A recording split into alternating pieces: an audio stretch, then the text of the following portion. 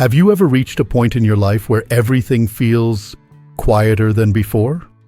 The children are grown, the house is calmer, and suddenly, the noise that used to fill your days is replaced by stillness. For some, that quiet is peaceful. For others, it can feel like something is missing. Margaret once stood in that exact stillness. She had spent over 3 decades running a small diner in a lively neighborhood, pouring her soul into every bowl of soup and every smile she gave to her customers. She raised 2 daughters on her own after her husband passed unexpectedly, never once asking for help. People called her strong, dependable, tireless. But deep inside, Margaret didn't feel strong. She felt invisible. The truth is, many of us, especially in our later years, spend so much time caring for others that we forget how to care for ourselves. We give and give and give until we don't recognize the person in the mirror anymore.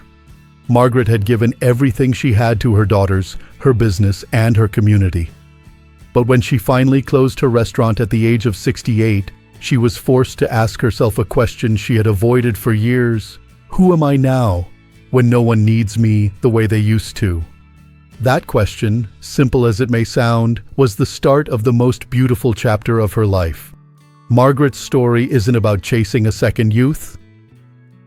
It's not about finding riches or fame or some grand adventure.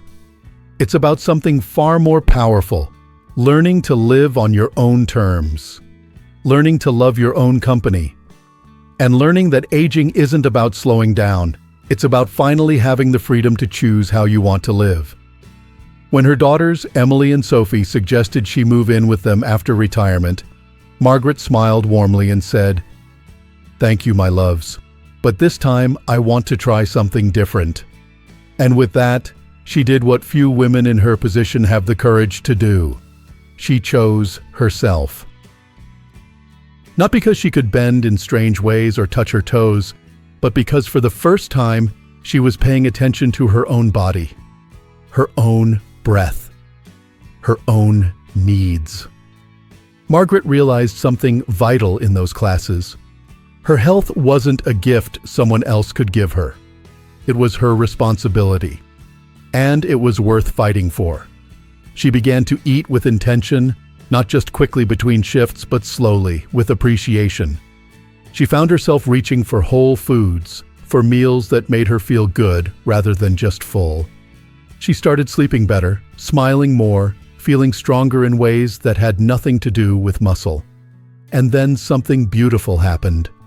She started to meet people, not customers, not acquaintances, but real friends. One afternoon, she spotted a flyer asking for volunteers to help plant flowers in a local community garden. She showed up, unsure of what she was getting into, and found herself next to an 8-year-old boy struggling to use a shovel twice his size. "Am I doing this right, Grandma?" he asked shyly. Margaret laughed, knelt down, and gently showed him how to dig without hurting the roots. In that moment, she didn't just teach him how to garden. She connected. She belonged. Over the following weeks, she found herself surrounded by people from all walks of life, young, old, strangers who slowly became companions. They planted, laughed, shared stories. Margaret discovered that purpose doesn't always come from big achievements. Sometimes it comes from pulling weeds, getting dirt under your nails, and hearing someone say, "I'm glad you came." Her world expanded, not through grand gestures, but through small, consistent acts of engagement. And with each one, she began to remember who she was beneath the labels: mother, widow, shopkeeper. She was Margaret, a woman of quiet strength, gentle resilience, and untapped potential. One day, her youngest daughter Sophie called. "Mom," she asked gently, "do you ever feel lonely living alone?" Margaret smiled as she looked out her window, watching the leaves flutter in the breeze. "Sweetheart," she said, "I've never felt more connected in my life." Because the truth was, Margaret had discovered something that many don't realize until it's too late.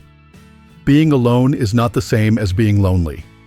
In fact, when you learn to enjoy your own company, you stop craving noise to fill the silence. You stop needing approval to feel valuable. You start choosing joy, not by default, but by design. And so every day, Margaret did something that nourished her soul. In the morning, she moved her body with love. In the afternoon, she gave her time to others. And in the evening, she sat at her old piano, an instrument she had always wanted to learn but never had the time for. Now she had both time and the will to try.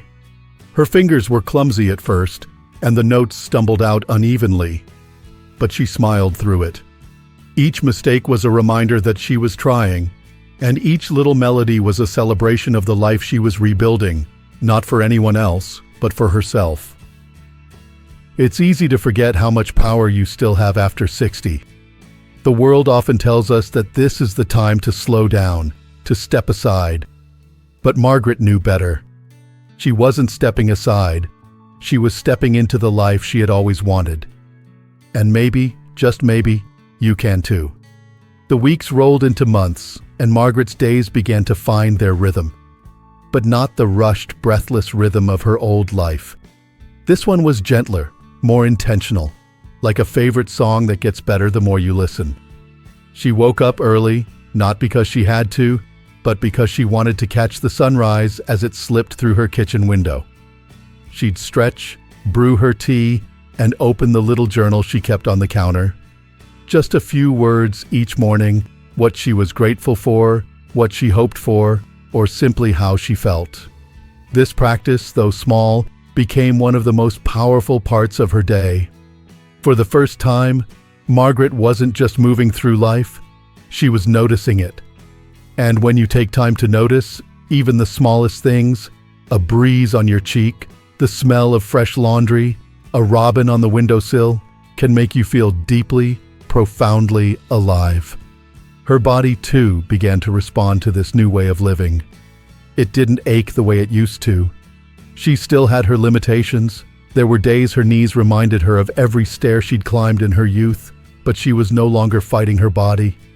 She was listening to it, respecting it, thanking it. One afternoon, she paused during her walk through the neighborhood park to admire a group of volunteers arranging flower beds. A woman in a wide-brimmed hat waved at her and asked if she wanted to help water the new blossoms. Without thinking, Margaret said yes. What started as a casual favor turned into something more. The volunteer group met every Thursday and Saturday, and before long, Margaret was part of it. They called her Maggie, and it stuck. Something about that nickname made her feel young again, like a girl with endless possibilities. There was something magical about those afternoons. She'd find herself kneeling beside a retired schoolteacher one moment and laughing with a teenage volunteer the next. There were stories, laughter, the occasional spilled watering can, and always the quiet satisfaction of seeing something grow, of watching color bloom in once barren soil. And in that blooming, Margaret found something in herself blooming too. It wasn't just about the flowers. It was about connection. After years of thinking her purpose ended when she stepped away from her business, she had found a new kind of purpose. One that wasn't measured in paychecks or praise, but in the warmth of being known, appreciated, and seen. Her daughters noticed the change. Emily would call and say, "Mom, you sound different these days." And Margaret would laugh and say, "I guess I do, don't I?"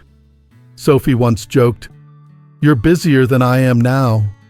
Are you sure you don't need an assistant?" But deep down, they were proud and relieved.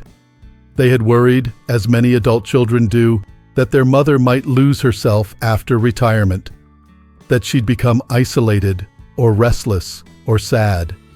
But instead, Margaret had found a kind of joy that none of them had expected. That joy deepened the day she decided to revisit an old dream, one that had lived quietly in her heart for over 40 years. She wanted to learn the piano. It had been a childhood longing, always just out of reach. There had never been the money for lessons when she was young, and once she became a mother, time was even scarcer.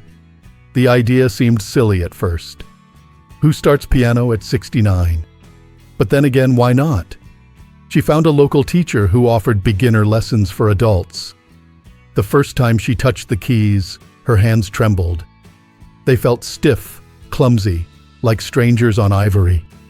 But she was patient, with the keys, with herself.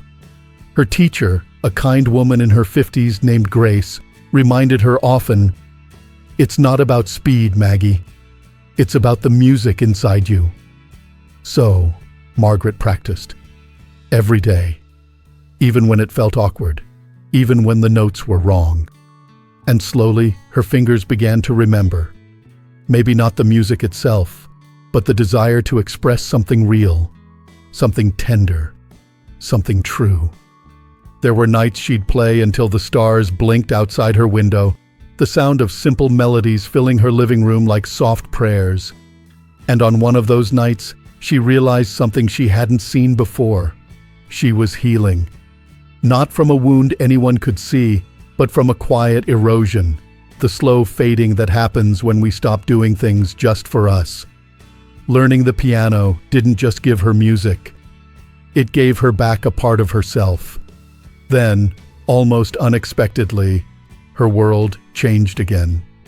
A close friend she had made through the community garden, a woman named Linda, passed away suddenly. They had only known each other for a year, but in that short time, they had become like sisters, laughing over coffee, swapping book recommendations, and encouraging one another's dreams. Linda had lived alone, quietly, and when she died, it took days for anyone to find out. The news hit Margaret hard. That night, she couldn't sleep. She sat in her favorite chair, staring into the soft dark, and felt a familiar fear creeping in. Will this happen to me too? Will I slip away unnoticed? Forgotten? But instead of letting that fear take root, Margaret turned to her journal. And with her pen trembling slightly in her hand, she wrote, "I will not fade. I will live so fully that when I go, the world will notice." The next day, she made a decision. She reached out to her piano teacher and asked if there were others who would like to play together. She gathered a small group, some from the volunteer team, others from her yoga class, and invited them to her home for coffee and music. It wasn't perfect. The rhythm wobbled, the harmonies were sometimes off, but they laughed, they tried, and most of all, they connected. They called themselves the Silver Notes. Before long, they began performing at local nursing homes and senior centers. Their music wasn't polished, but it was heartfelt. And when the elderly residents clapped along or wiped away tears of joy, Margaret knew she was doing more than just playing piano. She was giving something deeply human: presence, beauty, and a reminder that it's never too late to begin again. At one performance, an elderly man in a wheelchair reached for her hand and whispered, "You reminded me what joy feels like." That moment stayed with her, nestled in her heart like a song she'd never forget. Margaret didn't set out to change anyone's life. She just wanted to rediscover her own. But in doing so, she became a beacon for others, proof that it's never too late to explore, to connect, to thrive. Even her daughters began to see her in a new light, not just as mom, but as Margaret, a woman who chose courage over comfort, who found her second wind, and who reminded everyone around her that aging isn't about fading away. It's about becoming more you than ever before. One rainy evening, as the piano group finished rehearsing a simple waltz, Margaret sat quietly, her fingers resting on the keys. Around her, the laughter of friends echoed gently through her living room. The kind of laughter that comes easily when you're safe, when you're known. She closed her eyes for a moment and let it sink in. The joy, the calm, the sense of belonging. It wasn't always like this, but now she couldn't imagine life without it. That night, as she sipped tea and looked out the window at the rain tapping softly on the glass, a thought rose up in her. This is what peace feels like. Not perfection. Not the absence of pain or struggle, but presence. intention, gratitude. And then came the knock on the door. It was Sophie, her youngest daughter, standing there, her face pale and tired, her eyes full of unshed tears. Margaret opened the door, pulled her inside without a word, and let her sit down. The silence between them wasn't awkward. It was full of understanding, the kind that only exists between two souls connected by a lifetime. "I can't do it anymore, Mom," Sophie whispered. "I want to leave. The marriage, the pretending, all of it." Margaret's heart broke a little, but she didn't rush to fix it. She didn't interrupt with solutions or platitudes. She simply reached over and held her daughter's hand, warm and steady, and let her speak. That's something Margaret had learned in her own journey. Not everything needs an answer. Sometimes what heals us is simply being heard. When Sophie had cried all she could, Margaret looked her in the eye and said quietly, "You're not broken. You're becoming." She didn't tell her daughter what to do. She just shared what she knew. How grief can open you. How loss can make room for something more. How the hardest moments often reveal your deepest truths.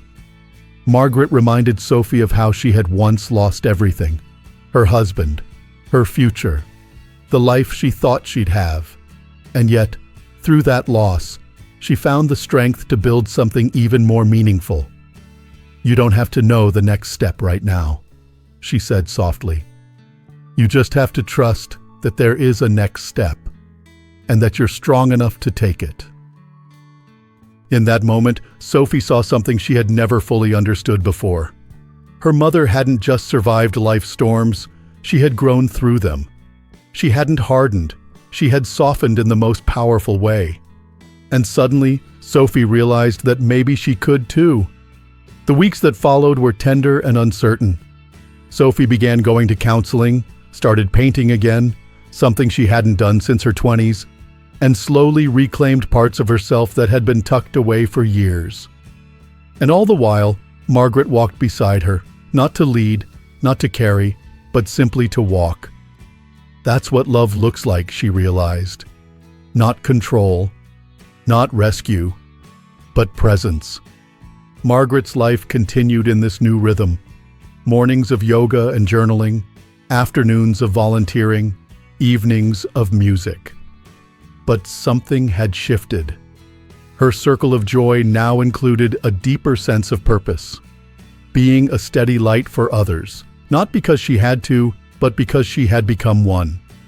Her daughters, now more grounded and peaceful in their own lives, began visiting more often, not out of obligation, but because they genuinely wanted to be near her. And those visits were full of warmth and laughter and shared meals, each person honoring the other's space, knowing they were free to come and go, yet always connected. Margaret no longer felt like a woman who had finished her life. She felt like someone who had finally begun it. One afternoon, she and her piano group, the Silver Notes, were invited to play at a citywide event for seniors. It was a modest stage in a community center, with folding chairs and soft lighting, but to Margaret it felt like Carnegie Hall. As she placed her fingers on the keys, she looked out into the audience and saw people of all ages. Some holding hands, some sitting quietly, all waiting for something that would move them. And then, she played. The music wasn't flawless. It wasn't meant to be. It was real. And that's what made it beautiful. Every note she played carried a piece of her story. Every chord was a whisper of hope. Every pause, a reflection of grace. She didn't need to prove anything to anyone. Not anymore. She had already done the bravest thing a person can do. She had chosen to live fully, in her own way, at her own pace. When the final note faded, the room fell still for a moment. Then came the applause, gentle at first, then stronger, rising up like a wave.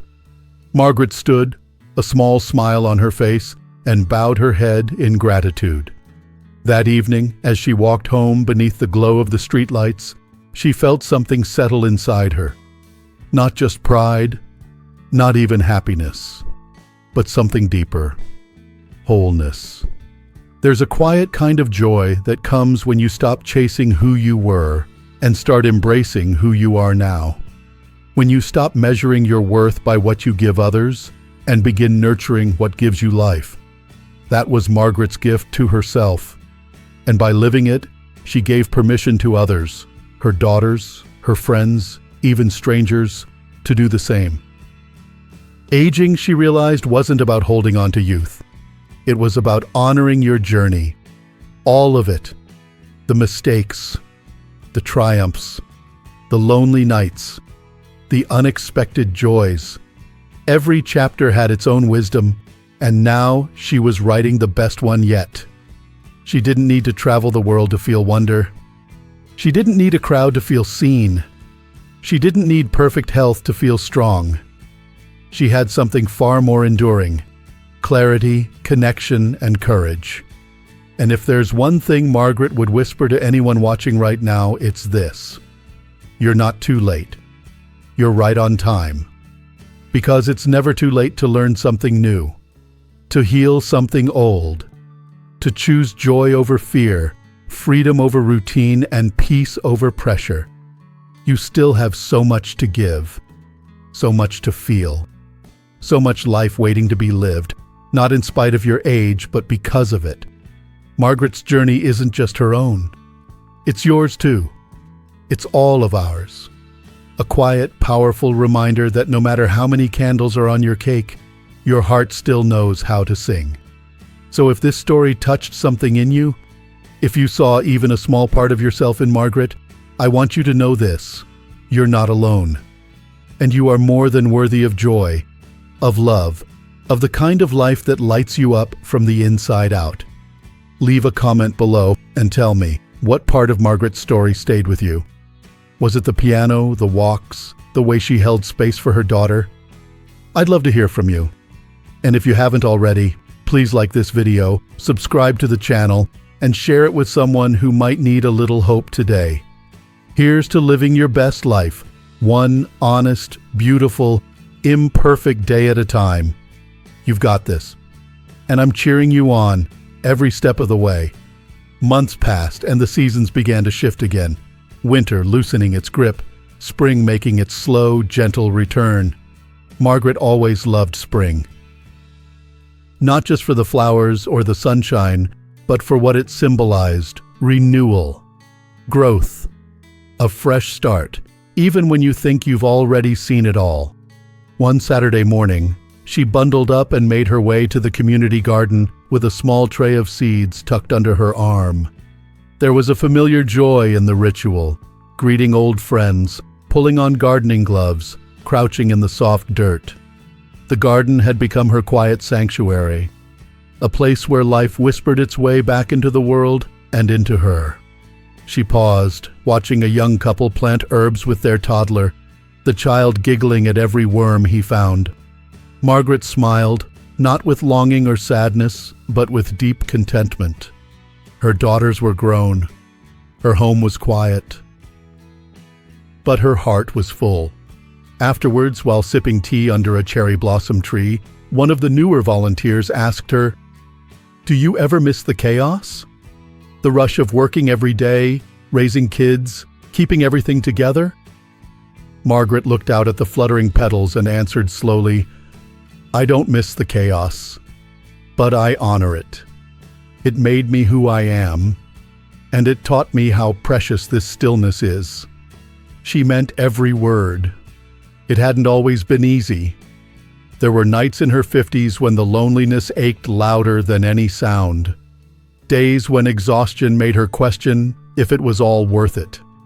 But now, in her 70s, she could look back and see the whole picture. Not just the hard moments, but the strength they forged, the wisdom they left behind, and more importantly, the woman they shaped. Her daughters had begun to bring their own children to visit more often. Playful afternoons of coloring books, spilled juice, and piano notes echoing through her small home. Margaret never tried to be the perfect grandmother. She just listened. She knelt beside them to plant little pots of succulents, told them stories about the restaurant, and let them press their tiny fingers onto the keys of her beloved piano. She had learned, over time, that presence was more valuable than perfection, that a quiet afternoon of simple connection could mean more than grand events or carefully planned schedules. One weekend, Emily pulled her aside in the kitchen. "You know, Mom," she said, "I used to think love was about doing everything. Showing up, fixing problems, carrying the weight. But watching you, I've realized it's also about letting go, letting people find their way, giving them space to grow." Margaret didn't say much in return. She just reached out and squeezed her daughter's hand. Because sometimes the truth doesn't need to be explained. It only needs to be lived. Her own life had become a living example of that truth. She still practiced piano every day, not because she wanted to perform on a stage, but because it grounded her. Music was her mirror, a place where she could meet herself honestly, lovingly. Some days she played with joy, other days with sadness, but always with authenticity. One rainy afternoon, she was invited to speak at a local senior center, just a short talk about her experience retiring and starting fresh. At first, she hesitated. What do I really have to say? She wondered. But her neighbor, a spunky 82-year-old named Ruth, nudged her gently and said, "You have a life that speaks louder than any speech. Just show up." So she did. She stood in front of a modest crowd, her voice a little shaky at first. But as she spoke about closing her restaurant, about walking through grief, discovering yoga, playing piano, volunteering, and finding herself again, not as a mother or widow or worker, but simply as Margaret, something shifted in the room. People leaned forward. Some nodded silently. Others wept. And when she finished, there was silence. Not the kind that makes you uncomfortable, but the kind that holds something sacred. Then came the applause. And afterward, one woman approached her in tears and said, "You just gave me permission to begin again." That was the moment Margaret realized her life had become a lighthouse. Quiet, grounded, unwavering. Not because she had never known darkness, but because she had found her way through it and chosen to keep her light on for others. She wasn't chasing legacy. She wasn't trying to be remembered as someone important. She was simply living her truth, day by day, with grace. And in doing that, she was remembered not for what she gave away, but for what she gave to herself. Self-respect, self-love, and the courage to make space for joy. The last time Sophie visited, she brought along a watercolor painting she'd been working on. It showed a piano under a tree, with spring flowers all around it. At the bottom she had written in soft, looping letters, "You taught me how to come home to myself." Margaret held the painting in her lap for a long while before speaking. "I didn't know I was teaching," she said softly. "I was just trying to live." Sophie smiled, kissed her mother on the forehead, and replied, "Sometimes that's the best kind of teacher." Margaret hung the painting near the piano. Every time she sat down to play, she looked at it, not to remember the past, but to feel grateful for the present. Her days continued, simple but full. She made soup for sick neighbors, led gentle stretches at the community center, walked the same park trails she had walked at 68, now with slower steps but the same open heart. And every night, before going to bed, she stood by the window, took a deep breath, and whispered a quiet thank you. To life, to herself, to the journey. Because Margaret's life wasn't about what she had lost or what she had done. It was about what she had become. A woman who chose to live with intention, who let go of guilt, who embraced solitude as sanctuary, not sentence, who loved deeply, but also allowed herself to be loved. And if you've made it to this point in her story, maybe you see a little of yourself in Margaret. Maybe you've carried too much. Maybe you've forgotten what it feels like to dream again, to walk without a destination, to listen to your own breath and know that it matters. This is your reminder: you are not too old. You are not too late. You have not missed your chance. Whatever has passed, whatever hurts or regrets you carry, they do not define you. What defines you is what you choose today. And today you can choose to begin again. Take a walk. Plant something. Call a friend. Learn a song. Make soup for someone who needs it. Or sit in the quiet and feel the strength of your own heartbeat. This is your life. And it's still yours to shape. So tell me, what is one thing you're going to do for yourself this week? Leave a comment below. I'd love to hear from you. And if Margaret's journey reminded you of someone you love, send this video their way. You never know whose heart might need it.